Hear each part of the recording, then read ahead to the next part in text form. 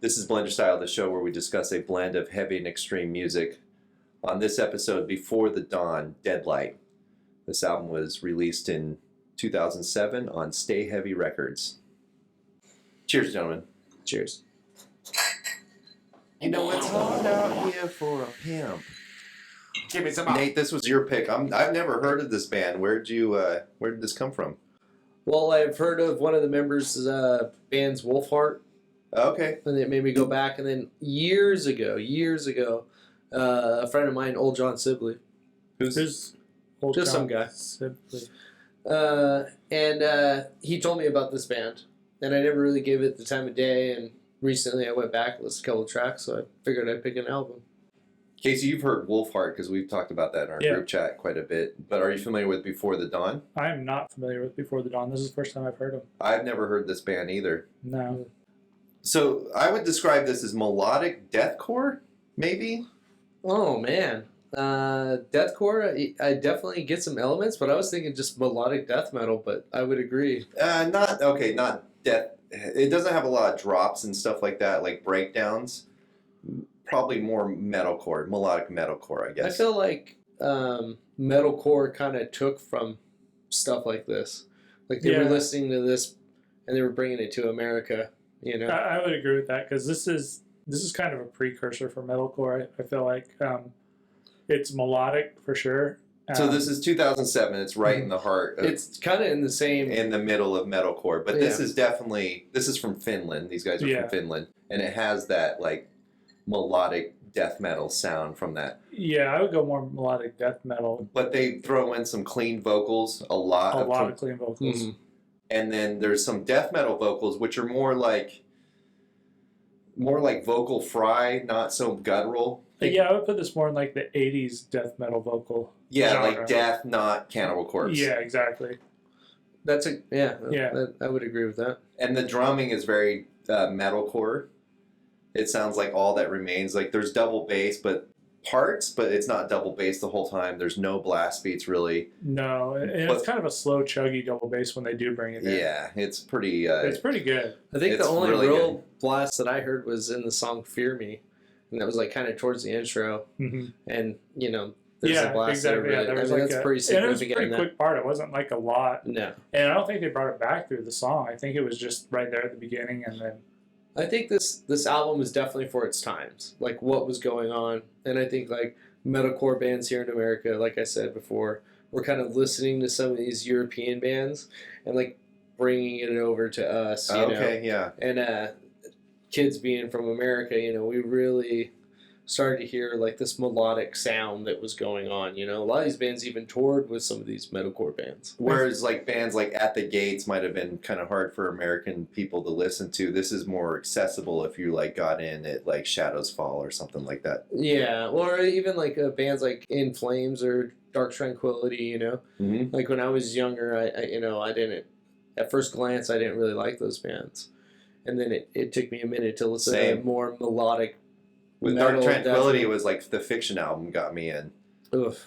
So good. So good, yeah. Well, I would even go out on a limb and say this is kind of more relevant now than it was back then because it holds up very well. It does. I think it holds up as also. We're in 2021. And I think it's because it has that melodic death metal sound to it that kind of is almost timeless because those melodies, you know what I mean? Like the guitar parts they're so memorable that it kind of tests the... Well, and it's metal, man. It's metal. So, like, anything that's good metal, it'll stick around. Metal's timeless. It is, but there's some metal where you could place a time where it came from. And this, I think if you were to hear it for the first time, which I did, I wasn't aware that it came from 2007. I thought it was more modern than that. I mean, it was relevant, and it has kind of that power metal-y feel to it, but more on the black death metal side than the power metal side. Like they have a lot of that song structure that power metal has. Like the anthem kind of sounding. Yeah. Yeah, but with more distortion on the guitars, not as much clean, and the vocals they're not that high register like a lot of power metal bands are. But they're definitely dipping into different different colors and different paint and there's kind of a lot going on here. What'd you like about it, Nate? Oh man. Where can I start? Honestly, the riffage, like the intros went into verses, and the verses went into choruses. You know, they were well structured songs, and the guitar I felt led it the whole time. Honestly, I mean the vocals were great with it. Everything mixed well, but I think those guitar riffs are just great for me. And then underneath that, you have the drumming that is just spot on. Like this drum is killing it, and I would agree with you that like now that you've kind of made the new the metalcore, the metalcore, I wasn't really thinking about it, but I was in the back of my head, and it totally clicks. Like he brings in double bass at the right times. It's not like constant, and it's not too long. Or it's usually pretty steady. Yeah, they accent it really well, and and then you sprinkle on top like the clean vocals and the more death metal or whatever you would call them vocals, and yeah, I think it's layered very well. What did you like about it, Casey? So kind of to touch on what Nate was saying about the guitar work, the distortion they use on the guitar throughout this album it's really good.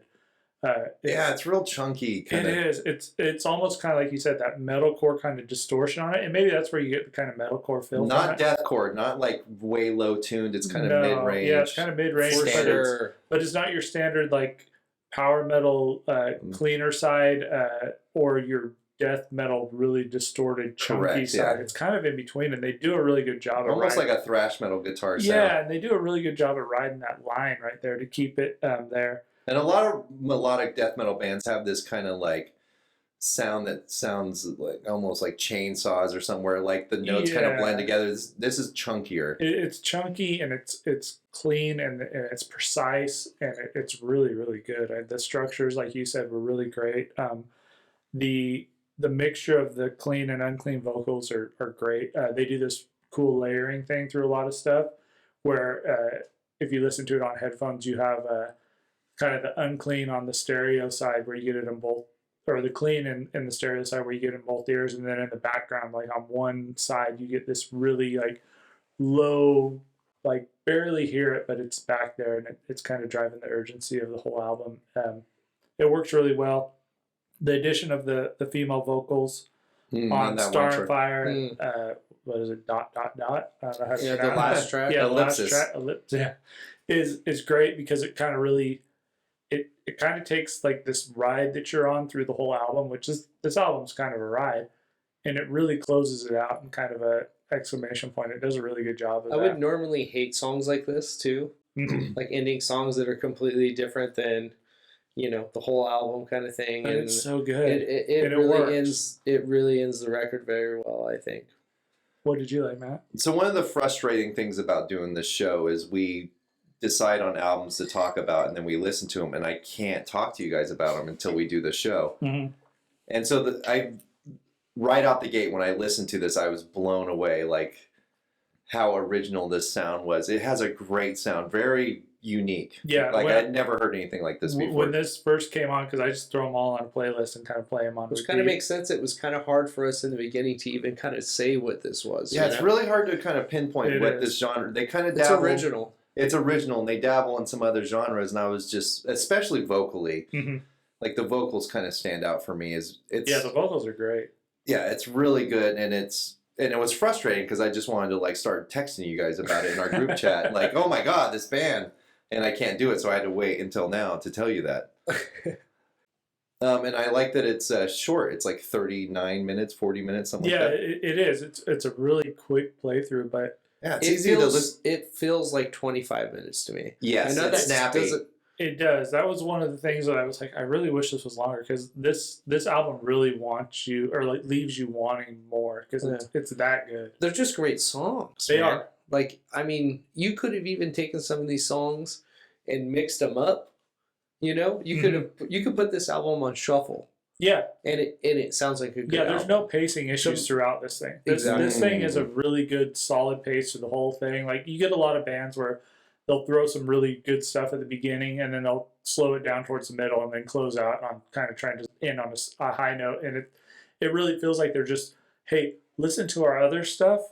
Where this band was like, we don't have other stuff. We have just are good stuff, and they did a great job of putting it on here. Was this like their second album or third album? I'm not sure. It's not a debut. I mean, I didn't look it up either, but I know it's not a debut. But to kind of touch on what you were saying about you could put this on shuffle and everything kind of it works. Mm-hmm.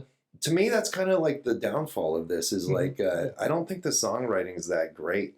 Like all the songs kind of sound predictable and it doesn't really blow me away. Like nothing ever kind of comes out of left field and kind of impresses me. The sound is very original and it's a very cool sound.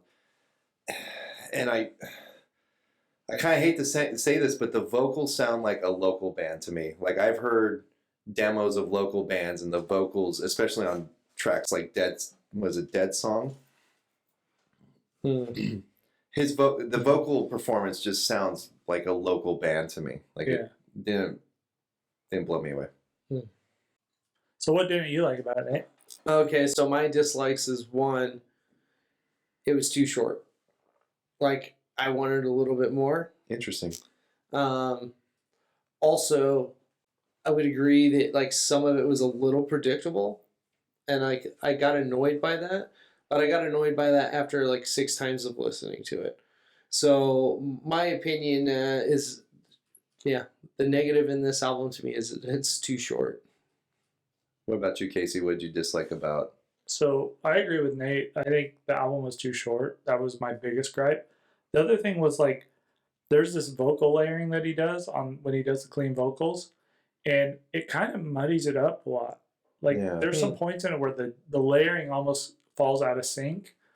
Maybe that's what I'm hearing when I say local band. Yeah, it's almost like it was indie, like recorded it like an indie studio, and maybe he's just not tight on his timing, and it kind of or the guy who layered it like put a little delay on the second track to kind of to clean it up and hide some of the flaws or something of the vocals. I haven't listened to any of the other stuff. Well, I know that one of the guys in the band, if not the main creator, is a producer of albums. So I don't know this, but I wouldn't be surprised if this band actually recorded this themselves, pretty much. It sounds like that. Mm-hmm. Well, that's kind of one of my likes about it, actually. So this album was actually on my notes. I have that this was recorded with only Thomas and Lars, because the drummer quit right before they was fired technically in the studio because he wasn't doing a good job, and then the second guitar player didn't have time to record. So this is just the 2 people doing everything in this. So if I could be wrong, but Thomas, I believe, is the guy that's in Wolfheart. Okay. And so the guy in Wolfheart has actually recorded albums. Mm-hmm. So this is like DIY kind of maybe? I'd like to touch on what Nate said. It might be DIY. I didn't take notes. I wouldn't be surprised. I wouldn't take no. I didn't. They might have like an engineer in there or whatever that's like helping with like pressing record. But there's like 2 guys writing all this stuff and playing the instruments. And playing all the instruments. And I didn't take notes like you said on who was producing it, but I want to say you're right. I want to say it was one of the guys from the band who actually did the production on it. And that's something else to note on it is not only does the vocal layering get kind of muddied at times, but there's a heavy clipping or compression on anytime the band comes from like the more mellow parts to the heavier parts, and like there's that heavy hit, like almost drop, it clips really bad to where everything sounds like super muddied and super clipped and or like compressed really hard, like they're trying to keep from clipping so bad. Now that we're talking about this does sound like 2 guys making an album on a budget. And it's not bad for what they did. I mean, it's great. pretty. It's like an original sound. I feel like there's a lot of potential here. Mm-hmm. First of all, I feel like the talent coming from 2 guys, or maybe even probably 1 guy, is pretty rad. They can come up with 10 songs that are pretty decent. But I agree with you that like the production could probably be a tad bit better. Like well, and the production isn't bad. It's just there's some songs. It's through the entire album, and I don't necessarily know if it's production value or just maybe somebody had a bad mic or something on one of their instruments. But it's super noticeable in tracks 4 and 6 when they come from like the mellower parts, like that heavy hit. There's this really heavy like compression, and it doesn't really distract from it. It's real quick and it's over kind of thing, so it's not super noticeable, but it's just something that's there.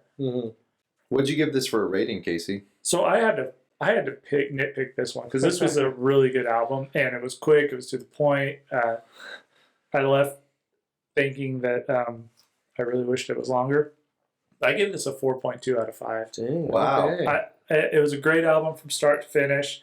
There were some really catchy choruses and verses. The lyrical content was good. The structure was great throughout it. It was really good throughout the whole thing. The only issue I had was that clipping. I mean, and the length of it. Yeah. 4.8, you said? 4.2. 4.2. Yeah. What did you give it, Matt? I give this a 2.7. I think this is a great sound, but the songwriting just doesn't do it for me. Okay. It kind of all runs together and it doesn't blow me away. Like I said, I think the sound they're doing here with the mix of melodic death metal and metalcore really works, Mm-hmm. but the songs just don't jump out at me. What'd you give this, Nate, for a rating? I give it a 3.8. I think it's pretty solid melodic death metal. I like the aspects of, two guys recording it. Most likely, Yeah. Well, I like that two it band has. members. I like that it has that sound.